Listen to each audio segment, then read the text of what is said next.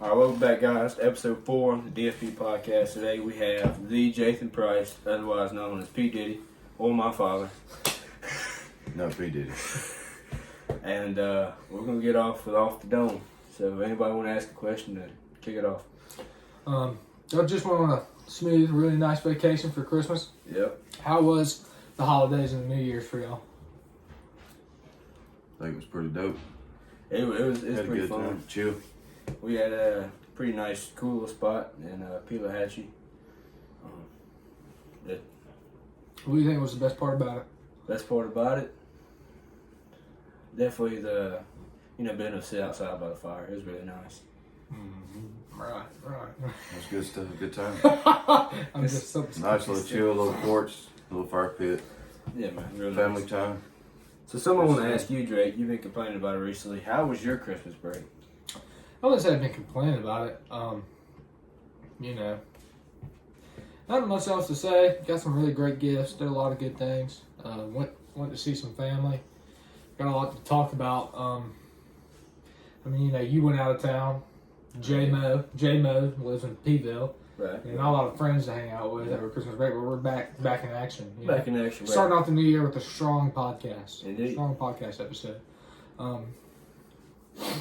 I guess there's really not much else to say about Christmas other than that, it was a successful Christmas. Right.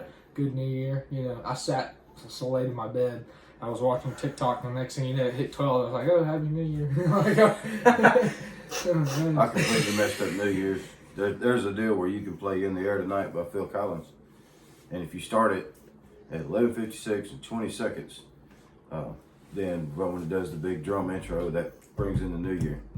Right there. And we had 3 timers going, and All of them. totally missed it. It's like they had the drum intro. It's like, it's 11:59. You got 1 more minute, guys. So I was watching all these videos of like all these movies you could set at certain times and hit.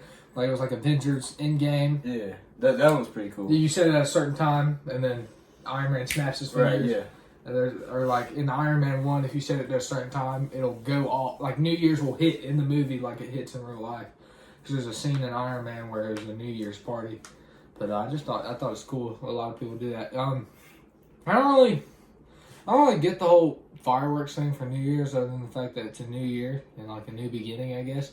I saw a statistic that out of 100% of people who make their New Year's resolution, only 25 of them actually stick to it. That is a really good fact to take in hand. About 25% of people stick to their New Year's resolution and complete it. And one of the realest things that people say that they do is when you go back to the gym on January 1st and you walk in there, there's a bunch of fellas just, not to discriminate on the gym community, but there's a bunch of y'all that just look dumb, with the New Year's resolution, trying to get back in shape, and it just doesn't look right. Planet Fitness people. But Planet Fitness, Crunch Fitness, really any public gym that, disregards free weights. the first 2 weeks of January will be packed. No, The rest of the year. not so much. I've been scared to go into the gym. Like I thought about going to work out today, and I was just like, yeah, because like I ain't gonna be able to get a rack. Yeah. Just You have to go at like 3 a.m. Dude, facts. Like, and then there's like, yeah, I'm gonna do this, and this, and then by the first week of January, I'm like, maybe next year. 2026 is my year, for sure. New Year, same me. I was never. Like, my mom hit me with the, maybe you should give up caffeine. Maybe that should be your New Year's resolution. I was like, I'll think about it, and I'm currently drinking a White Monster. So. Hey, but it is sugar free. I only drink White Monsters. Strictly. It's the best flavor. Undisputed. Very, very tasty. There's not a better one. You can't change my mind about it. The only better one was right when Monsters came out. They took all their flavors that they had experimented with, and the ones that didn't make it, they mixed them all together, and they made a one that was a purple M on there, and it was called Monster Mixed, and it was a mixture of all of those flavors that didn't make it, and it was by far my favorite. There's a purple Monster now. Well, no, it was a black can with just the M was purple, called Monster Mixed, MIXXD, and it was only out until they ran out of it because they were just getting rid of all their supplies. Well, there's a description on the back of the White Monster can, and just strictly the White Monster can, and it was like, honestly, I think it was the company of Monster was like roasting their they're people who buy their drinks. They were like calling them out. Back in the Monster, like the description just right here, it consists of talking about some. Let's see right here. People don't seem to be satisfied with what we give them. I'm just gonna read it. Some people are impossible to please. That was the start of the description. As soon as they get what they thought they wanted, always want more. Our team riders and Monster Girls are no different in what they've been dropping some hints lately. They've been asking us for a new monster drink, a little less sweet, lighter taste, zero sugar, with a full load of our Monster Energy blend. Sure, white is the new black. I thought that was racist when I first read it. We went all out for our Monster Energy Zero Ultra. I'm a big fan of it. So, And that's the white monsters. next session coming up is called Great or Clickbait. We're going to be doing the Bean Boozle Challenge. We're going to test them out, see what they taste like. It's been a while since I've done this. Have any of y'all ever done it? I know you've done it. Have you done it? Yeah, this has been a challenge for years, but I just thought it'd be fun to incorporate Now, it. before we include, I want you to pull that tab open and get a whiff because it is potent. Collectively. Oh! It smells. Want to get a whiff? Just pull it up and barely. It smells pretty bad. Yeah, all those flavors mixed, dude. Not that So, pleasant aroma. Basically, with this Bean Boozle package, you just pull the top and whatever comes out on top, you got to do. Whether it's 2, 3, you never know. You want to go first? Nope. No, I'll sure do you do. Oh, he'll go first. The Okay. guest will go first. We're going to pull the top. We got 2 off rip. Oh, wow. Okay, which one would you rather pick? Now, Oh, I'll do both of them. the baby blue one. No, you gotta go flavor for flavor. The blue one is toothpaste or berry blue. me What's see. another one? And that is stink bug or toasted marshmallow. Yeah. Let me see. What's the other one? Toothpaste? Toothpaste Oh, or your best bet is that blue one. that blue one's delicious. I'm going to save it for last. You said stink bug or toast? Ooh. Toasted marshmallow. Here we go. Stink bug or toasted marshmallow. Cheers, boys. It's definitely not marshmallow. I smell it. Get some of that. No, stop. Quit. Is he gonna That's swallow? bad. Oh, yeah. Oh, you got to swallow it. Oh, it stinks. Dude, How did I smell? That's just a stink bug. Alright, toothpaste or what? Berry blue or something. Yeah, either one would be great with that. It smells so bad. I got toothpaste, which is awesome. Supposed to be the Toothpaste. bad one. Yeah, it's the best thing ever after. Toothpaste. I'll Stink buy a bug. whole bag of just toothpaste flavored jelly beans, honestly. I'm gonna pop out the tangers. All right, Jake. I think you follow that one. Yeah, was awesome. I thought we rock paper scissors, so you guys next. Best 2 out of 3. Oh, you lost. No, it's best 2 out of 3. No, you got to Okay. do one round. Okay, well. So, here we go again. Boom. Pop the top, and there's 2 of the same ones. Oh, so you're going to get it. So you better get to the luck of the So- draw. This is either Old Bandage or Pomegranate. So I'm just gonna do them both at Old one Bandage. time. No. No, you gotta pick No, one. no. You gotta pick one. They don't smell pleasing. I'll put that out there. So we're gonna pop Uno. We're gonna do this one first, and Alright, you better hope you get luck of the draw. Get in the camera. Better hope you get the bad one first.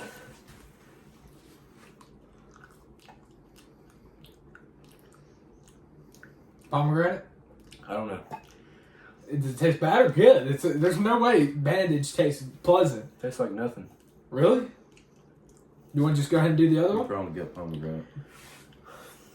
Might as well, right? I feel like that you got a freebie. Hey, I think you got lucky. I think you both got pomegranate. I know you're colorblind. Are you also taste blind? Anyhow, I'm already You got gagging. that other one. what? That was bad. Okay, we have another toothpaste one. Um, Which one is that? I think it's that. I'm going this one. I think that is. I'm going this one. Wet dog or top banana? Yeah, I think neither of those would be good. I'm doing one. They chose to do two. That was out of there. No, you're doing this one too. I have my balls haven't dropped yet. No, you're doing this one. Bull. No, you're doing it. Bull. Come on. No, you have to eat whatever pops out of the top. You have to eat that one too, buddy. No! It could be deliciously banana. Or it could be wet dog. Hey, they say spitters are for quitters. I am a spitter, so. Well, good thing you're in too. We got toothpaste or That's toothpaste. rate 1 through 10 because I think those are delicious. Yeah. Especially. It literally just tastes like Colgate. Yeah, Mhm. pretty good. All right. Now this is wet dog or top banana. Ooh, and they're hard to chew and swallow. Take a little minute. I'm so scared. This is gonna suck. It says, what is it? Wet dog or top banana. Oh, well, maybe it licks me all the time, so it can't be too bad. In my mouth is different, though. Dude, I don't want to do this. Was this your idea? That's the whole point. This is actually your idea. I think the call before y'all came over here, Dawson was like, yeah, I think we're just going to leave that out. And I was like, no, get it. I regret my decision. So we're only going to do one gotta eat round of graded clickbait because not to say we're on a time crunch or anything, but The wet dog.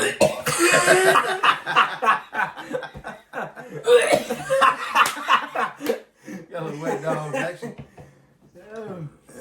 1 through 10. Dude, spit my mouth.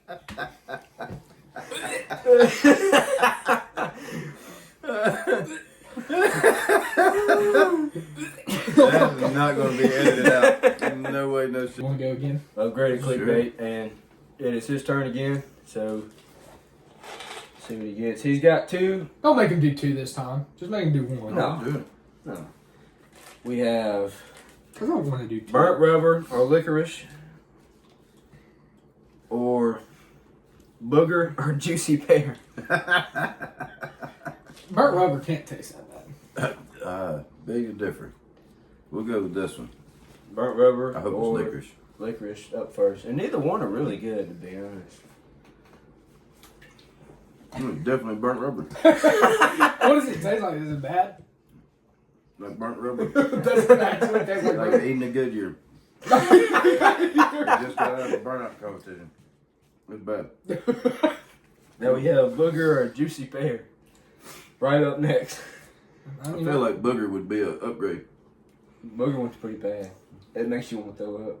But you've had it? Yeah, even after eating boogers as a kid, it does not taste like boogers.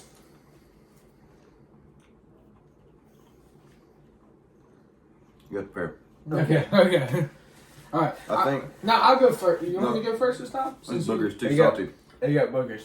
It's booger. It is now It is my too turn. So I was about to say, I'll go. whew, Now read that. we've got a Uno. I think that's probably another of the toasted marshmallows. This one is stink bug or toasted marshmallow. Get you some stink bug, boy. You might need that. The aroma of it. Stink bug's bad. I'd get your I'd get your Yeah. napkin ready. I had it. Was not toasted marshmallow for sure. Oh, pleasant. BS, dude. Man. He's got lucky every time. That one's pleasant. I got wet dog, bro. He got stink bug. That's That one actually. That's probably my new favorite jelly bean. Is that stink bug? Toasted marshmallow. Oh, yeah, I didn't get toasted marshmallow. Delicious. What we got on a? I don't know what color it is. oh, this is another wet dog or top banana. I feel like I gotta go a different one, right? Or it could be dead fish or strawberry banana smoothie. Let me see. Does it have any dots in it? No, that's not. It's 2. I'm gonna go a different one. Let's see if I can pull a different one. If it pulls 2, you gotta do 2 though. You think I don't know that? Why do you think he's trying to watch it? Pull that thing all the way up like a Come chicken. on. Stop! Yank that thing up, man. I think this is a juicy pear. What was the other one? Booger. Booger. Booger. The booger one wasn't bad. Man, that aroma is definitely most not pleasing. Okay, hold on. So it's a green one. Booger or juicy pear. I don't know if y'all can read that with that focus. Those are all the flavors, by the way. Booger can't be worse than Wet Dog, I feel like. No, he handled like a champ. He handled stink bug like a champ, dude. I'm not worried about him. And burnt rubber. Dude, Booger. that gag just made my stomach I got queasy. 3 bad ones out of 4. I've got 0. The only one that wasn't bad was supposed to be bad, and it was toothpaste. But it That's was good. definitely Booger. That's not bad. Kind of salty. That's definitely not juicy pear. The boogers aren't bad. I mean, I used to eat them as a kid. Right. Every kid does. Yeah. Right. I feel like your body's over time built tolerance to the booger taste. Yeah. Back then, we treated them like 5-star cuisine. It was like a treat. That one is definitely not good, but you know that Wet Dog made me gag. So I thought it was 3 seconds away from projectile vomiting everywhere. All right, guys. This is one of our best segments we have with guests, and this is Backstage Pass. And we're going to be going in detail and going a deep dive of Jathan Price, otherwise known Darrell, D-Dog. No, don't say it. I was about to. He gonna hit you. Anyhow, so I know you pretty well, but you know the audience and Drake really doesn't. So we're going to take it back to what was your experience from a kid all the way to now. Kind of how did you end up in this predicament on the DSP podcast? Like just where you're at in life, yeah, really. what got you? What led it to that? Well, I was born at a very early age. Had some disabilities when I was born. I couldn't read or write for like 5 years. And I couldn't either. I overcame it though. No, all jokes aside.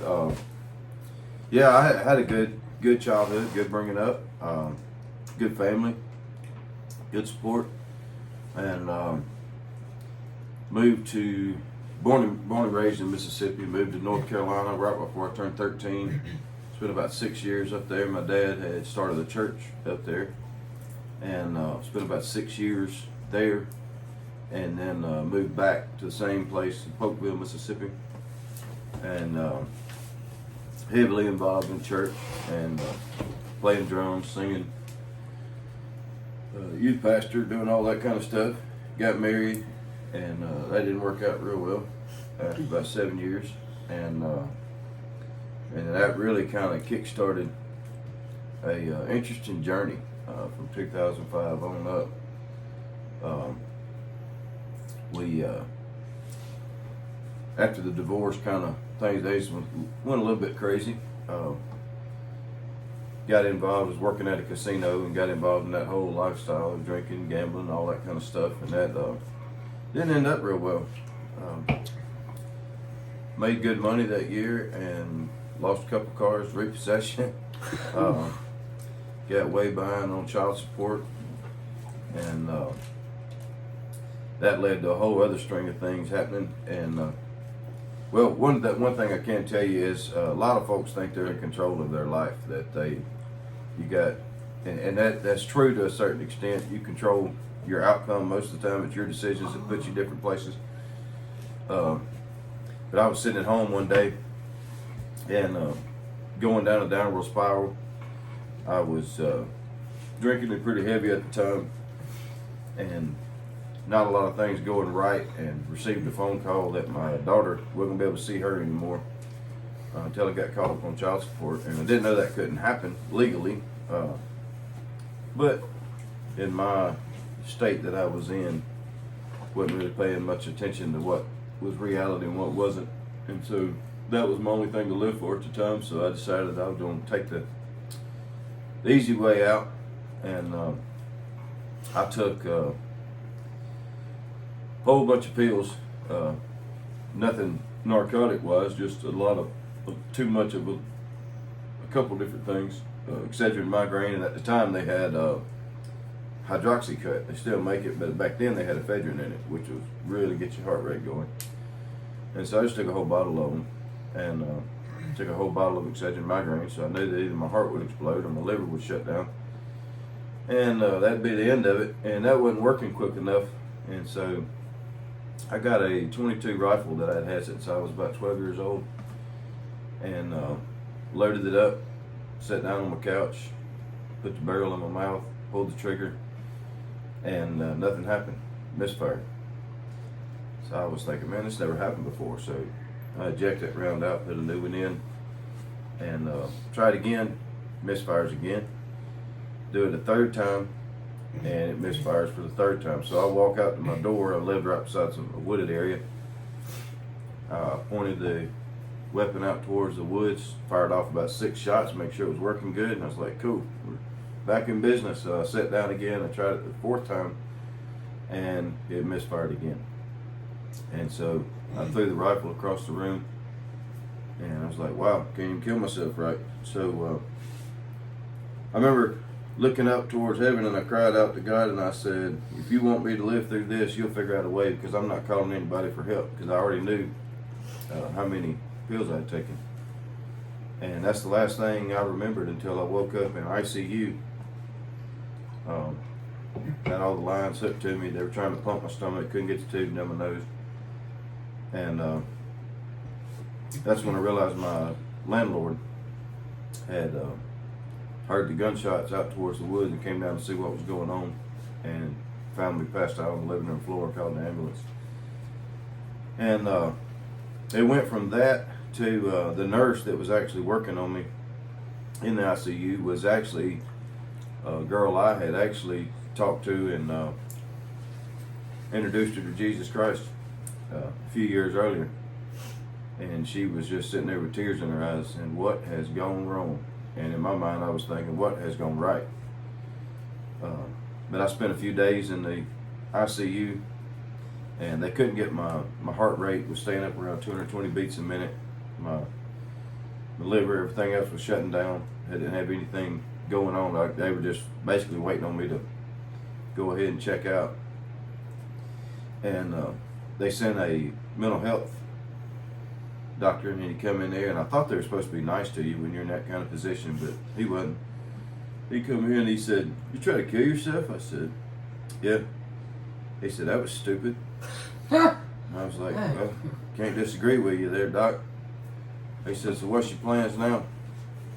I said, "Well, I know what I'm supposed to be doing, and the life I've been living is not the right one." I said, "I needed to get back and trust God with my life and get things back in order." And the second I said that, I'm not talking about minutes later, I'm talking about the second I said it, all the machines I was hooked to, they were all beeping, because blood, my pulse rate is sky high, heart's beating out of my chest. The second I said that, my pulse went back down to normal.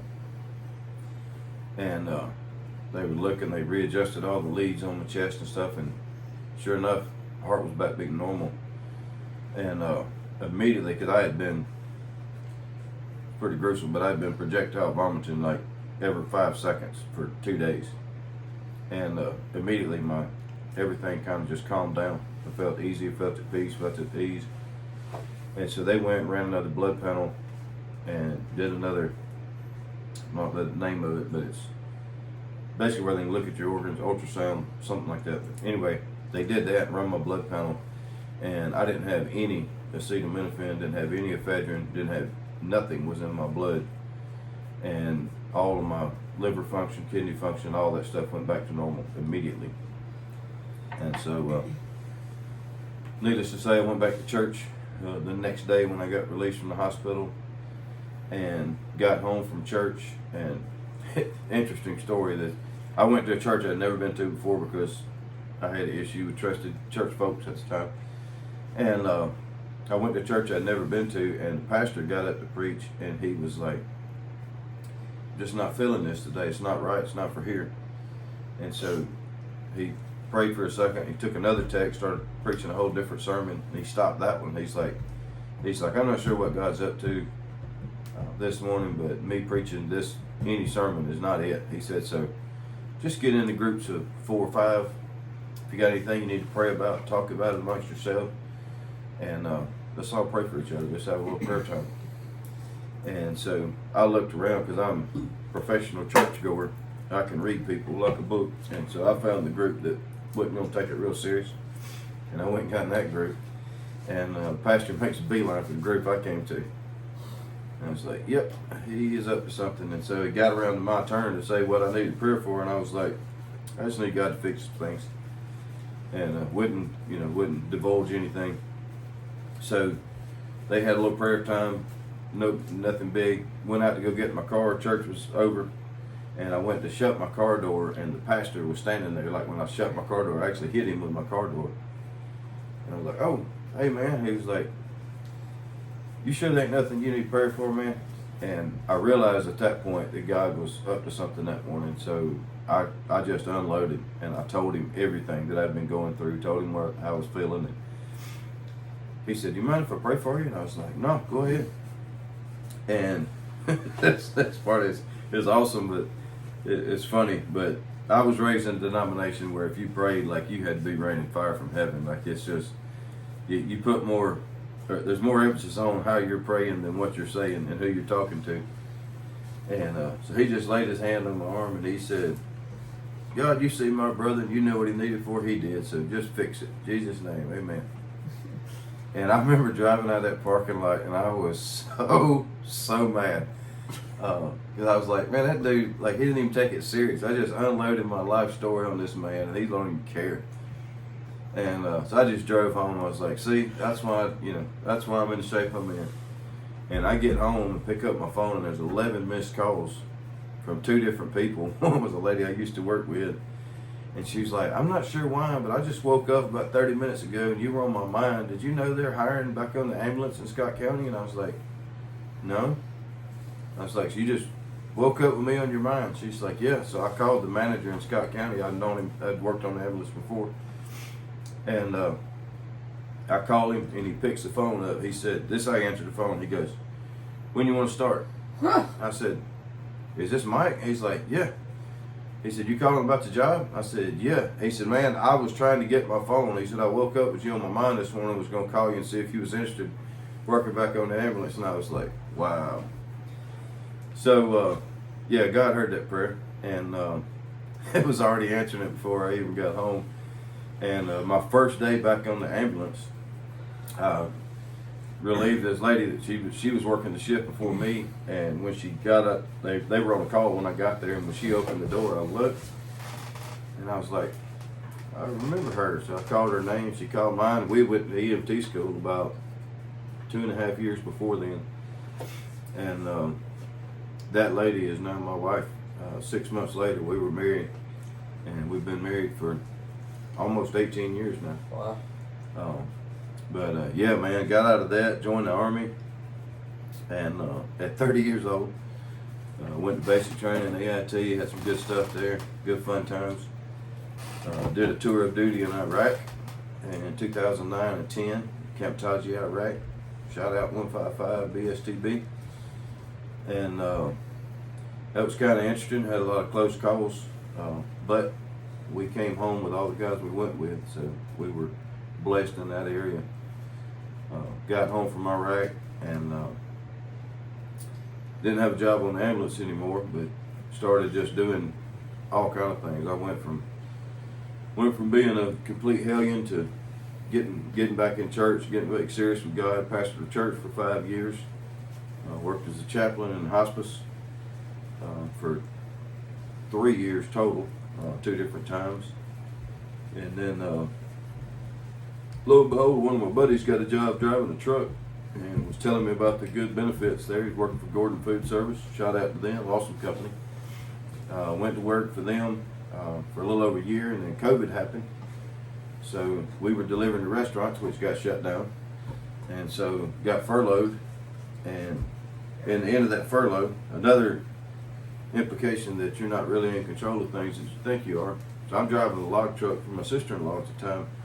And I pull up at a Love's to go in and use the restroom, and I never pay any attention. If anybody's ever been to Love's, you see over the urinals, they got those, sales papers trying to sell you stuff from the store. And there was a business card at the bottom of it, and it was a driver recruiter for KLLM. And I noticed it just caught my eye. Well, I walk outside, and there's a KLLM truck parked right beside me in the fuel lane. And I was like, what are the odds? I just seen a business card from there.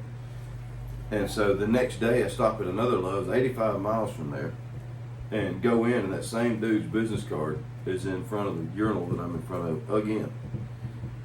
And I was like, I know enough about signs and things that you see that don't really make sense. It's not coincidence. A lot of times it's God trying to point you in the right direction. And I said, if I'm parked by a KLM truck today, I'm going back in and getting that card, and I'm going to call them. So I went out to the fuel lane, and there was a KLM truck on each side of my truck at the fuel lane. That was double signal. So I went back in, got the number off the card, called the guy, went to make a delivery with the load of logs I was hauling, put my application in while I was waiting in line. And the next morning they called me and said, when do you want to start?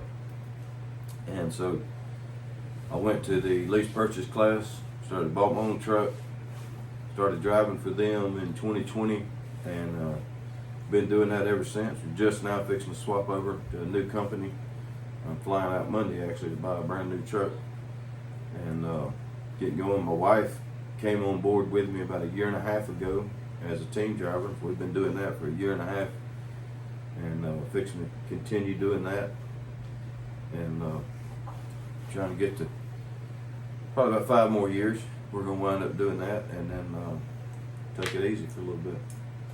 Enjoy some time. And then here you are sitting today in front of And the then- camera to let the people know that no matter what you're going through, no matter what it could be, or how bad it can get, because obviously for Mr. Price over here, it got pretty bad for him. You know, something can save you, no matter either if it's religion, a person, you know, or just something you see that changes, flips the switch.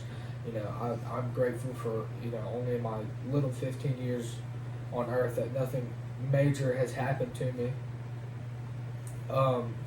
Nothing major has happened to me, but, you know, obviously this is son, and, you know, and all the, I've known him but probably about 1 year now, only, and it's one of the greatest things that happened to me, him being my friend, and, you know, Pretty good kid. it kind of hit me, you know, halfway through that story. I will say that I have gone through a little bit of hardship. Middle school, it was about middle school, and I think I may have talked about this on another episode. You know, I was, you know, classified as a weird kid, and, you know, dyed my hair orange. You know, I was into anime, and I wore all these weird shirts. Everybody thought I was this loser kid. I got bullied in middle school a lot. And then this one kid sitting in my class, his name was Jackson Moss. Hey, Mo. Big J Mo. Hopefully he's on the next episode. Hit me hard. He was like, one day we got to pick our own seats, and the teacher, her name was Miss Salone, one of the greatest teachers I've ever had. And he was like, you know what, I'm going to go sit by him. Jackson just decided to come sit with me one day, and he came and sat with me, and I didn't think nothing of it. I was like, this prep, you know, his dad was a coach, he lived in a nice neighborhood, this prep kid hanging out with me, talking. You know, we hit it off. I was doing football at the time, you know. At that time, I was thinking nothing of football. Like, it was just another thing. Like, I didn't like football. I didn't enjoy it. It wasn't fun. Well, I was like, whatever. And then one day, I was walking to the buses after the season had ended, and I go and sit on my seat, and, you know, I was already kind of having a bad day because I didn't really see what purpose I had on this earth. I was sitting there. I was just like, and I mean, I'm in football. Like, I don't know why I'm here. You know, school was not going well. My grades were shot. You know, had no friends, and I had one of the football players' numbers. He's like, hey, I just gave your number to Jackson. I'm like, why would you give my number to Jackson? He was like, he asked for it. And I'm sitting there, I was thinking, why would him of all people ask for my number? And I got no text from him, no nothing, up until I got home, and it wasn't a text nor a call, it was a FaceTime call. He didn't hesitate, he'd FaceTime me, and I still have pictures to this day. It's on my phone. It was a grand time. It was a multiple hour FaceTime call. We were just cracking up, having a great time. He had this jar of pennies that he had set up, and it was unscrewed, and he had sitting on this desk, and he was standing back from his bed, and he was throwing pennies at it while I was watching, and it was the funniest thing I just faintly remember. And he, you know, his character, he's not.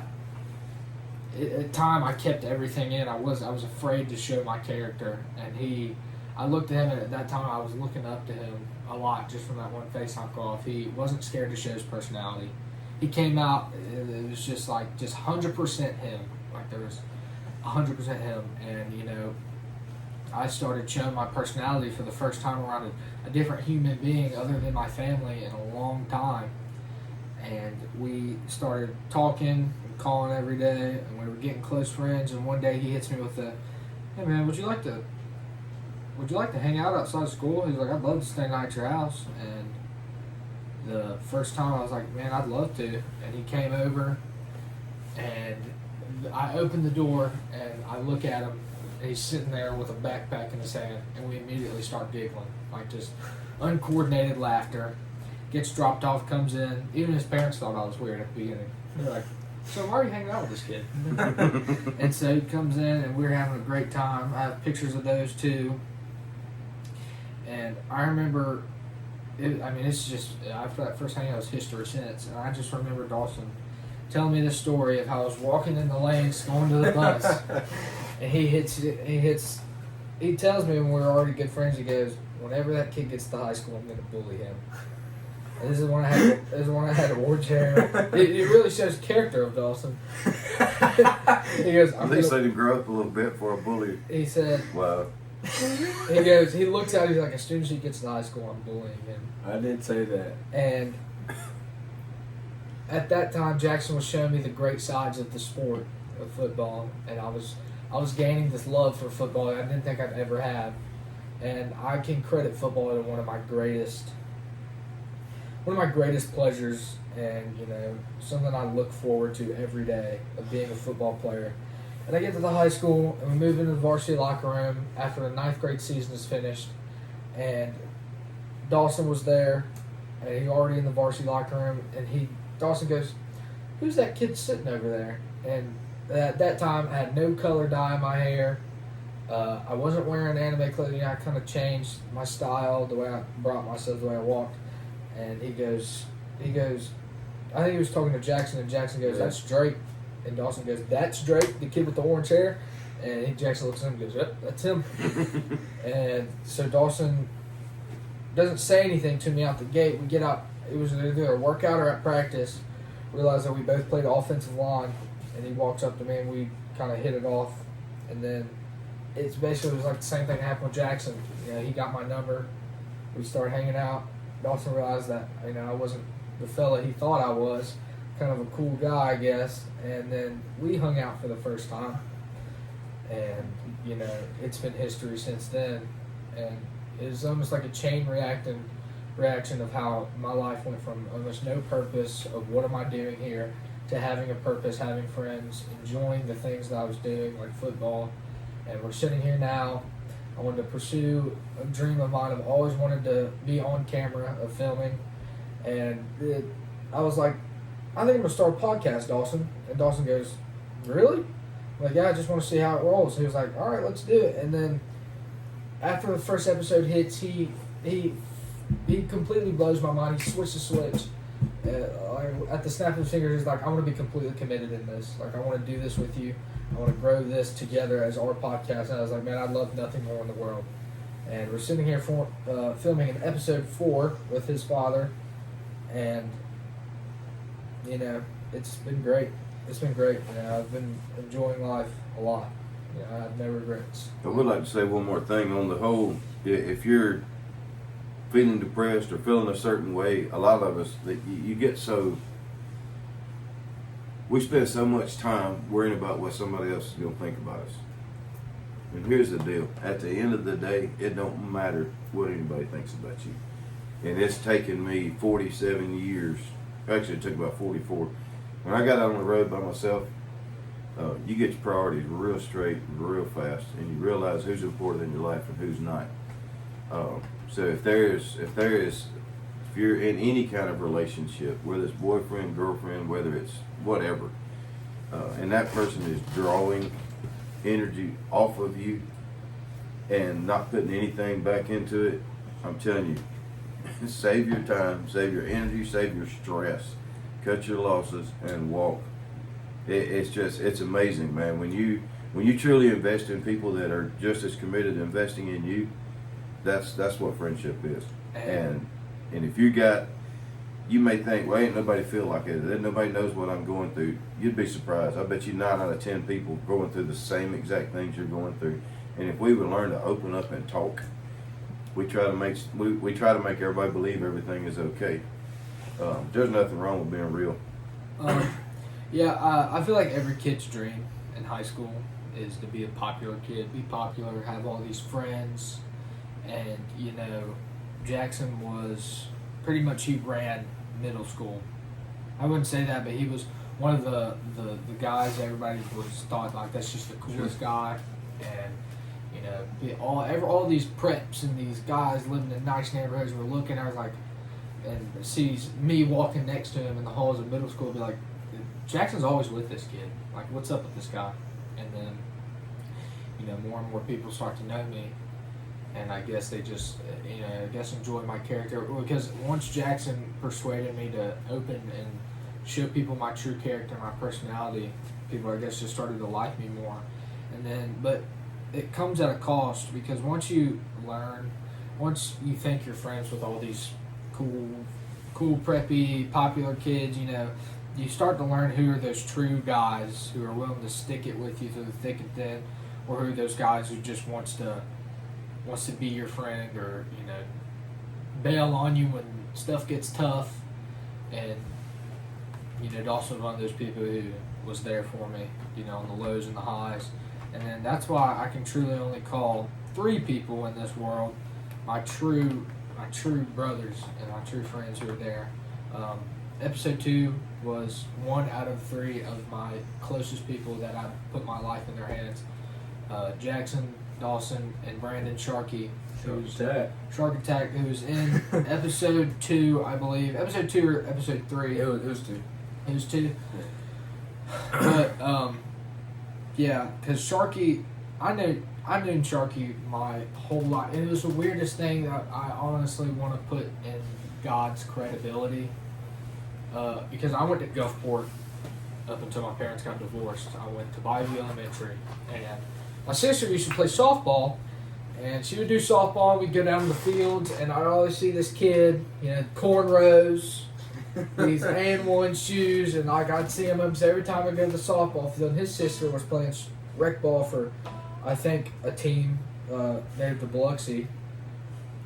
And, my dad goes down to the school the day I get permanently suspended from Bayview Elementary. My dad goes in, cusses out the principal, gun-ho.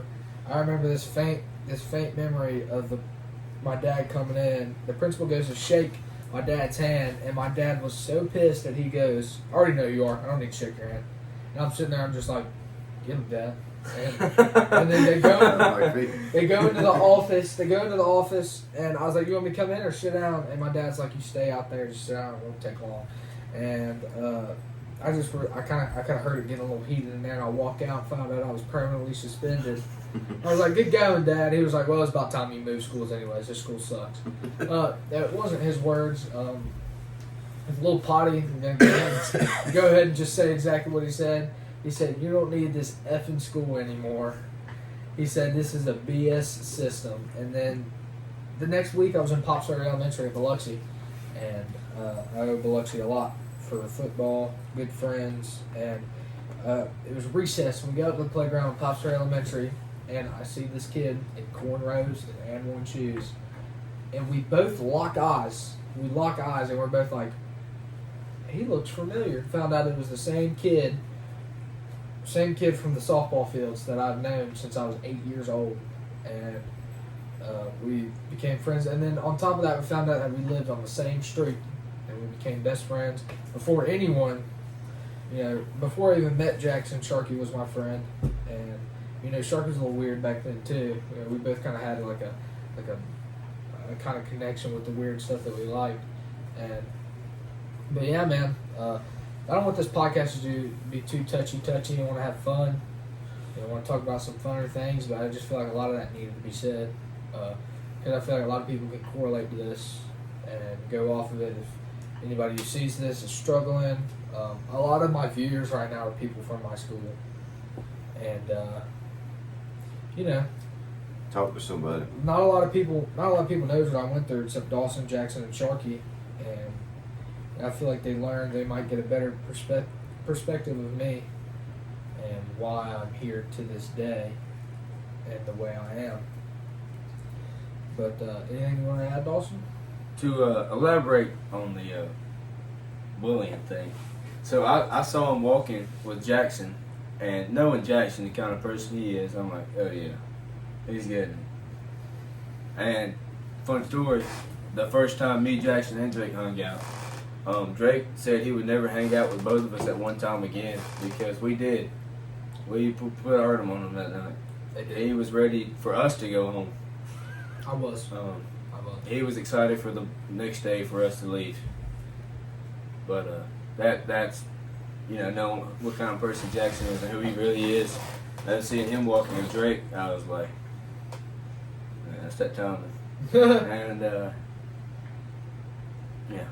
barbecue chicken from there. Barbecue chicken from there. But We'll tell you one funny story from when I was in basic training.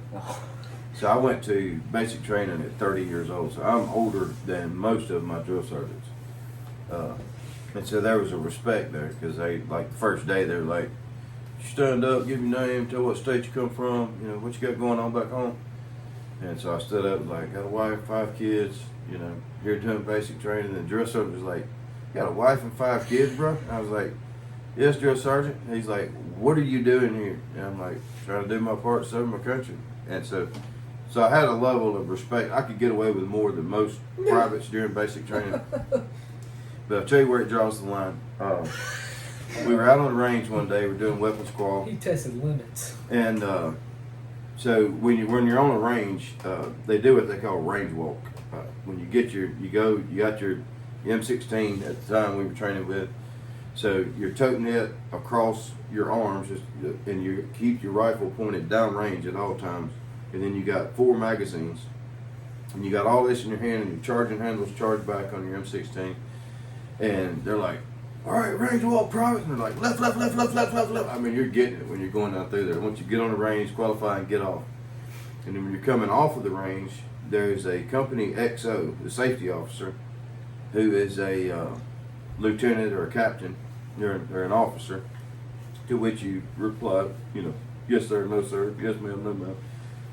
And the company safety of the XO, he has got a clearing rod, and right before you go turn in your empty magazines, your charging handle is back, and they take this rod and they ram it down the barrel, and when they see the other end of the rod come out where the rounds go in, they know the weapon's clear.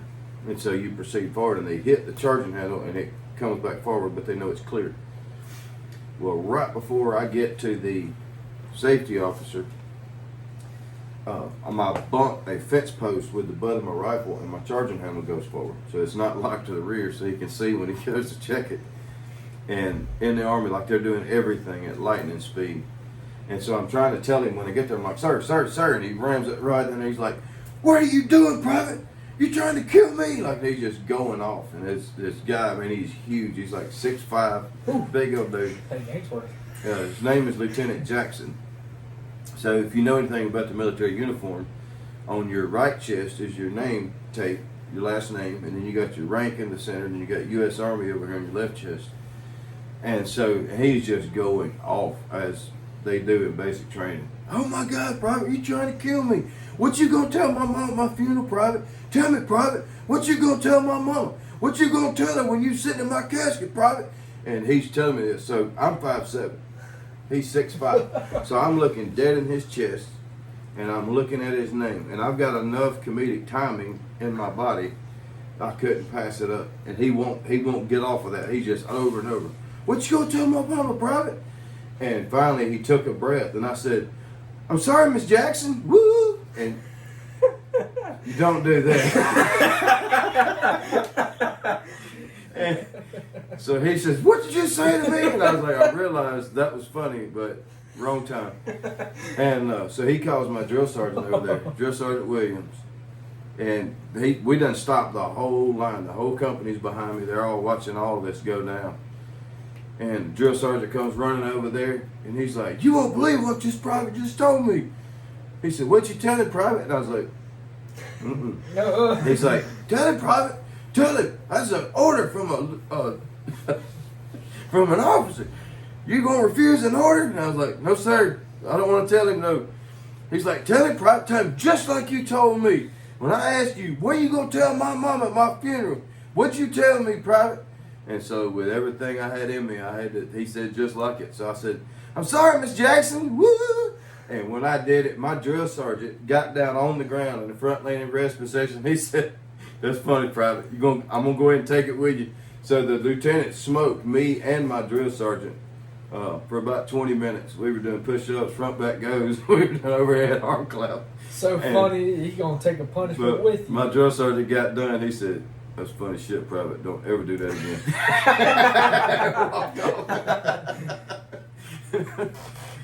Good time.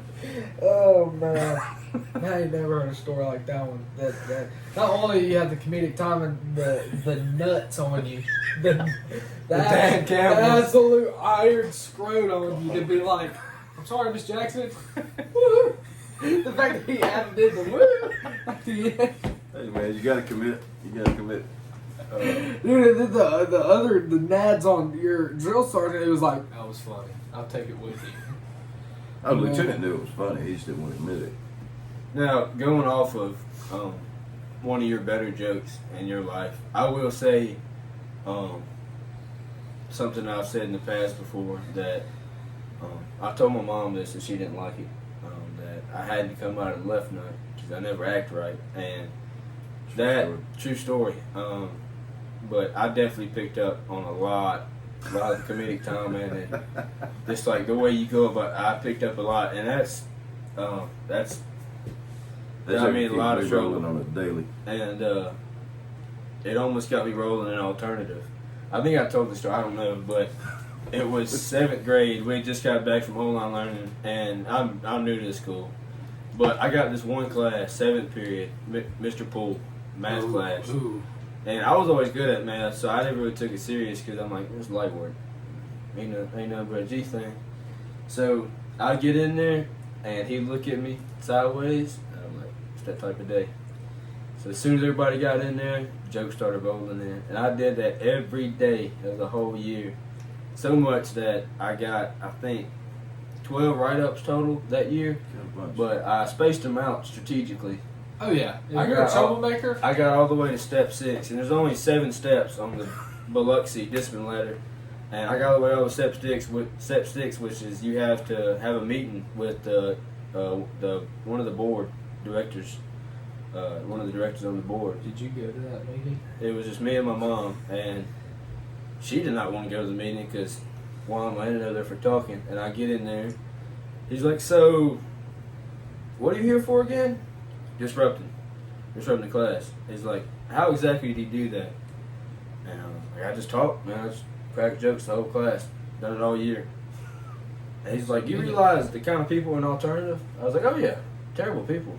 I mean, drug dealers, fighters, like terrible people, Criminals." He's like, "So you want to go in there with them for making jokes?" I'm like, "No, I would hate to go in there." And he was like, "Well, why are you here?" I was like, "Mr. Poole, he's not a very funny guy." Did you say that? No, I didn't have to go Nash that time.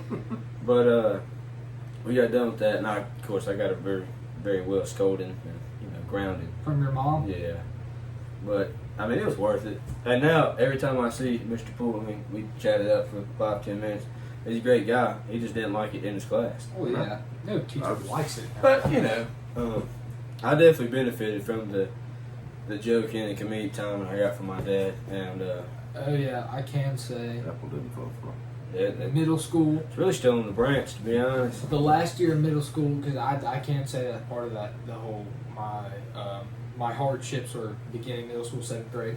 8th grade rolls around, and me and Jackson strategically picked our schedule so we had first period together. Yeah. We knew we had football 7th period. End of the day, you can't put it anywhere else. You can't put football in any other period. It's the end of the day.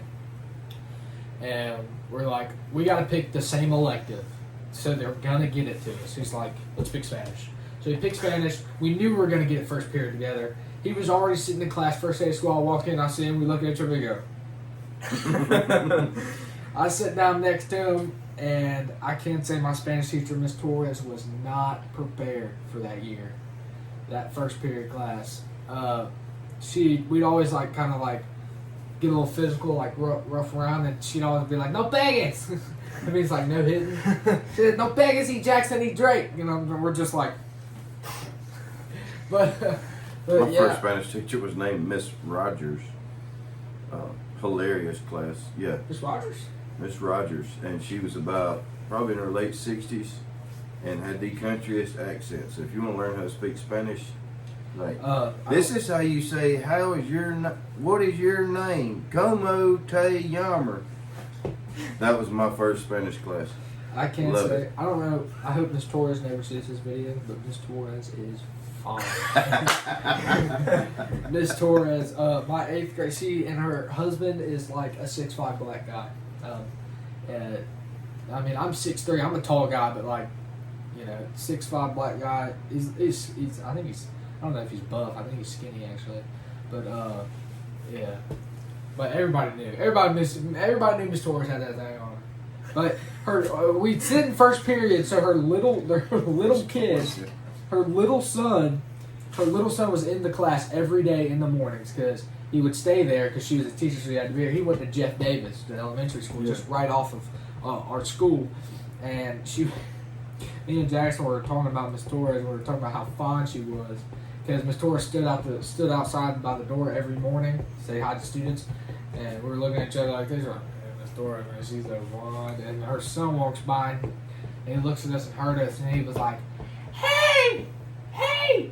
He looks like, "Hey!" And then he walks off, goes outside, and starts talking to his mom. We look at each other like, and the thing is, she's such a cool Spanish teacher that she didn't say anything to us. She looked at us. She walks in. She looks at us and smiles, and continues on the first period. Yeah. And there was one time, it was the worst mistake ever. I accidentally called Miss Torres a bitch.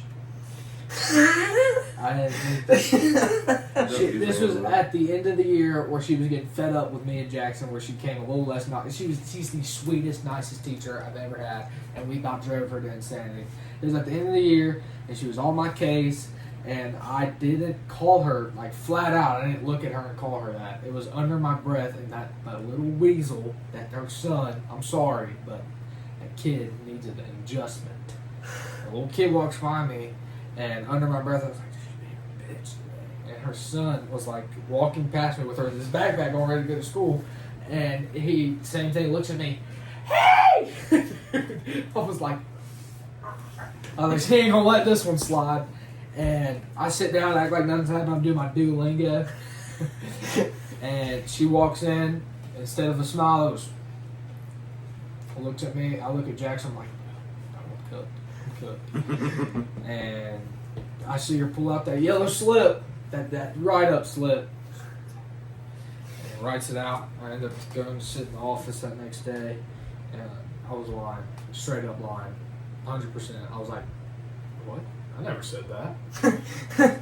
Watch the cameras. I don't think it was under my breath like this. I think I was like looking at her, but I swear I said it like lightly under my breath. You could ask Jackson the story. And her son heard it, and the principal there was looking at the cameras and was seeing everything. Them cameras are smooth. Yeah, them things The work. new cameras are smooth. She was zooming in.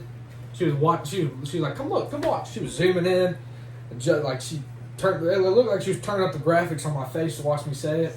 I was like, I'm cooked. I was just like, yeah, I got no words. And then 4 days of ISR. I got 4 days of ISR. But now to this day, every time I walk up to her, she gives me a big old grand hug. She was like, "Oh, I hate having you as a student, but I love to have you as a nephew." She always says that. She always calls, she was like, "What's up, my nephew?" She always says that. And I call her Aunt Torres to this day. That is something. A fantasy in my mind because she's half, but like, she does it. A key component to having a decent school life is getting one class. with some of your friends. And that started my freshman year. I had 6th period foundations of biology. And all the football players were in there. And we were just a terrible class. Like, there wasn't a day that we could finish teaching without him having to get on to us. And I ended up failing that class with 64, 1 point away. Yep. So I go to summer school. I finished in 2 days instead of the 8 days you supposed to be in summer school. I was like, I'm not staying here. Coach Moss already on me. I got to finish it. Summer practice? I can't show late summer practice. So I finished. And he's like, so why couldn't you do that in my class? I was like, what fun. So next year, I get my schedule. I have biology. I see the teacher. And I was like, I got them back to back. And of course, the next year, the class. I mean, it's all right class. I got some people in there I know, and it was the same thing. I mean, we were just a hilarious class. We had a 2nd period. Don't you have them this year too? Yeah. So that years go by. I pass, and I have no picking of anything on my schedule. I show up at the orientation day to get our schedules, and I'm looking at it, and I just start cackling, laughing. I had him 3 years, and I walked to his class, and I was like, "Let me sit in here, 2nd period." And his face just dropped. And I think maybe a week before we went on break, I was like, I'm going to make sure my schedule, you're on there for year 4. When I graduate, you're going to be on stage to get my diploma. I'll declare it to all the principals. You're going to be getting my diploma if I get year 4. So I got to do, I forgot what class it is. It's like, it's a really hard class. I don't know if I'm going to pass it. Well, you got no choice. Well, if you don't have the name of it, you probably. Yeah, I mean, it's. What are you taking out? Forensic science? Yeah, I'm in forensics right now, which is really an easy class. It's really. I was about to say, so if fun. you're struggling with it, Rigo out there, he was a forensic scientist for 20 something years. Did you not know that? But, Yeah. I mean, it's a fun class. I love it. But If I ever get Rigo on the podcast, I'm gonna make him tell some crazy forensic stories I've heard him tell. This one I just heard that a couple of days ago. He said that he was working with these guys, and they went into this cocaine lab. It wasn't a lab, but like this place where cocaine was distributed and sold. It was a drug deal thing, and Rigo got the chance. Yeah, he normally sits in the facility and distributes the stuff and all this, but this time he got a chance to go in there. He said he's with these 2 buddies, and he didn't get personally high, but he said that there was so much cocaine in the air, and from his 2 buddies that were picking it up and moving it around, that their like person that was in charge walked in and their eyes dilated, both of them super dilated, and so much in the air that it got them high off cocaine. And the guy was like, "Y'all need to go step outside." He's like, "Y'all aren't okay right now." And they get in trouble for it because obviously it wasn't their I fault. bet they figured it out pretty swift. But man, dude, they were telling Rigo how like, man, they were feeling like jittery and like up there.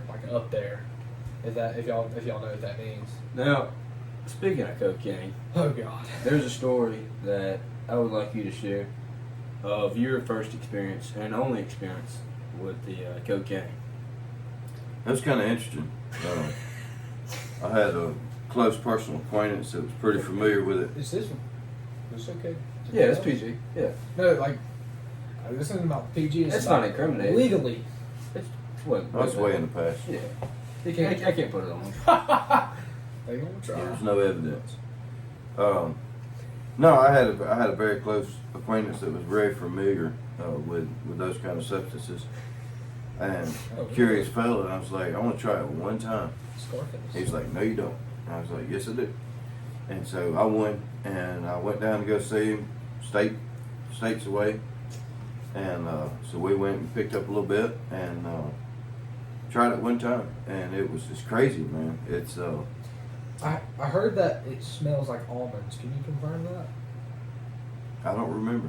Because Rigo told me a couple of days ago it smells like almonds. He's never said it, but that's what he said it smells like. All I know is we snorted a lot that night, and then we played music all night, and it was really, really cool because you could hear all the instruments together, and you could hear them all individually at the same time. It was hyper sounds. Oh yeah, it was. But I knew that it's a very, very addictive substance, so I didn't want to. So I did it states away, and then I drove home where I didn't know anybody that did it, and that's the only time I've ever tried it. I wouldn't recommend it. Do you remember what you used? Rolled up $100 bill, straw? No, it was like a straw, just plastic straw. You get real pimpy with it, roll up a Benjamin. No, I didn't have enough money to do that. On the topic of playing music or listening to music, we're gonna do a segment towards the end. For me and him, we're gonna play a song. Now this segment alone is rolling up on 50 minutes here. Yeah. Plus the other two segments we're going to put together. I think there's at least 5 minutes each. So 10, 15. It's going to be a good couple hours. So whoever watches us, strap up. Go get you some snacks. YouTuber I watches. He does something called Spooky Scary Sunday. Shout out Corey X Kitchen. Love that guy. Obviously he'll never see this because he has like 20 million subscribers. But he always tells you what snacks you should get for that one Spooky Scary Sunday. So obviously you're not going to get this. You're not going to understand this at the end of the episode. You're not going to hear this. But I want you to get you a bowl of popcorn. We're going to get you a strawberry Nutri-Grain bar. I want you to get a grape Faygo. I want you to strap in, eat your snacks, watch this podcast, enjoy yourself. Enjoy yourself a DFP podcast. Probably the best podcast out there, except Joe Rogan. And that's going to wrap up Backstage Pass. All right, welcome back to Gets and Shiggles. First up, he's going to be telling the jokes first. Me and Drake will have water, and then we'll switch vice versa, and let's get into it. So. Dude, I just sniffed that wet dog jelly bean. Alright, y'all ready? Mm-hmm. Alright, so my grandpa fought in the Korean War. He got his tongue shot off. He never talked about it.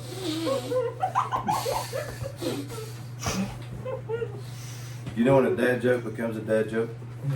When it leaves and never comes back.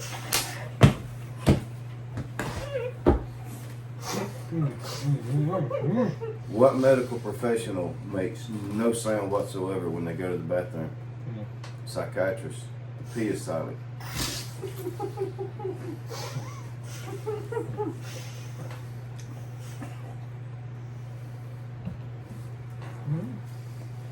You guys think you're cool, but this is a little cooler.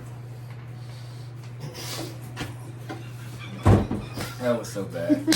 Get some more. You wasted all that time for what?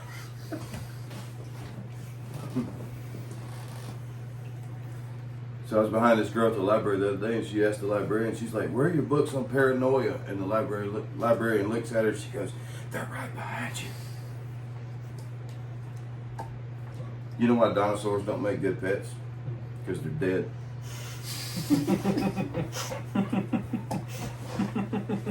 And there is a fine line between hyphenated words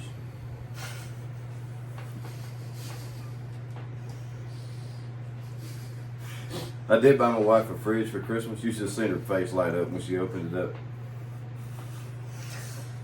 That's gonna wrap up your round. No. I got one more. Take a drink. No. I just found out that the company that makes rulers and yardsticks are not going to make them any longer.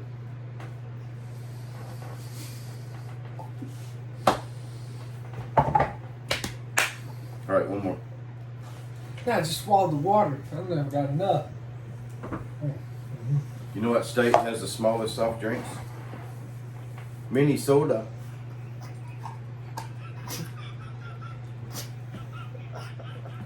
What a waste of my time. Oh, it's got me. The first one's the one that got me. He didn't say anything. He was just like, my grandfather fought in the Korean War. And I was just like,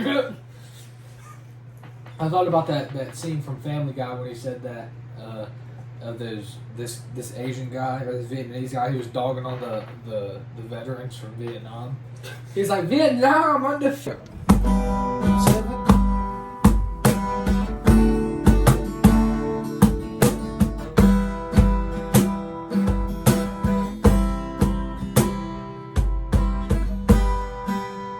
I can play the background. I can play the piano.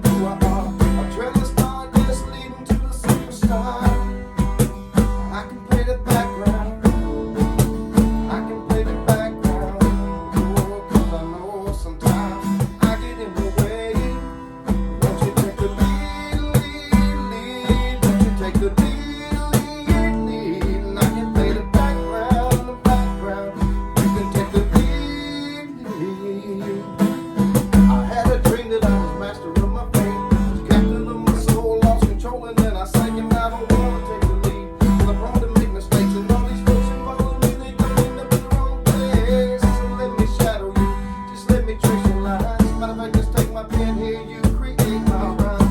If I do this by myself, I'm scared that I'll succeed. No longer trusting you, 'cause I only trust in me. And see, that's how you end up headed to destruction. Living in the nowhere, pour your life down for nothing. You hold my cards, I'm bluffing. You know what's in my hand.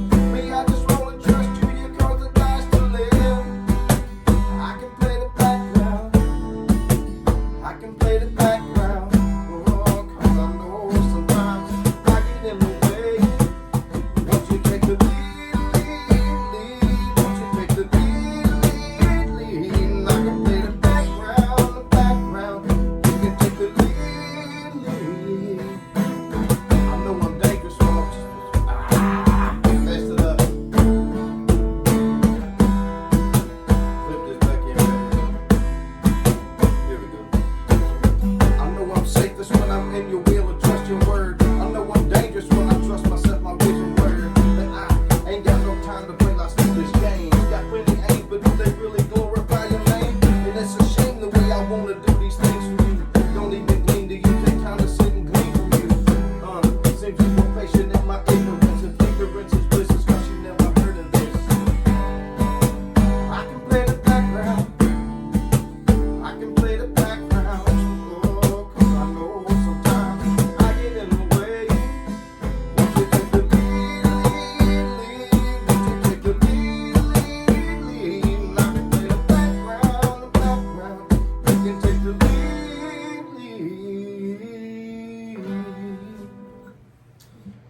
I messed that third verse up. Well, I really hope y'all enjoyed that video. I'm really gonna like how the end term of this episode's gonna come out. Probably gonna be one of my favorites. I really appreciate y'all for anyone who watches this. I'll see y'all in the next episode. Peace.